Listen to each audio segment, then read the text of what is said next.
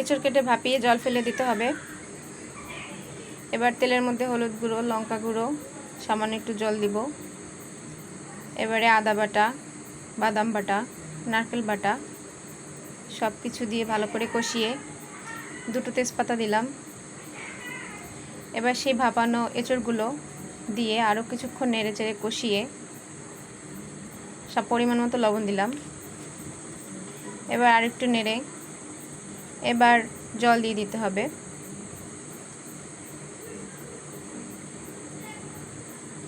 এবার আলু ভেজে নিয়েছিলাম সেগুলো দিয়ে দিলাম। নারকেল কুচি করে ভেজে নিয়েছিলাম সেগুলো দিয়ে দিলাম।